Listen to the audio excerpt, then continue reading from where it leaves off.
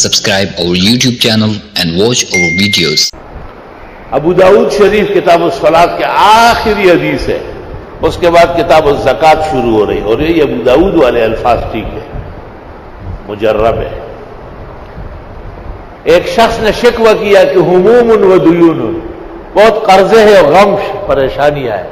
آپ نے کہا تجھے معلوم نہیں، یہ الفاظ پڑھو نا صبح و شام، اللہم انی اعوذ بک من الہم والحزن واعوذ بک من العجز والکسل واعوذ بک من الجبن والبخل واعوذ بک من غلبۃ الدین وقہر الرجال۔ صبح و شام 10 مرتبہ پڑھو، زندگی بھر تمہارے پاس خزانوں کے آمد و رفت ہوگی انشاءاللہ، کبھی بھی تنگی کا منہ نہیں دیکھو۔ فجر کی نماز پڑھ کر اسی ہیئت پر سورۃ شورى کی آیت نمبر 19، اللہ لطیف بعبادہ یرزق من یشاء وہو القوی العزیز، کبھی بھی ناغہ نہ کرنا، دائیں ہاتھ کے پوروں سے 70 مرتبہ پڑھنا، اللہ تعالیٰ تنگی کبھی بھی نہیں دکھائے۔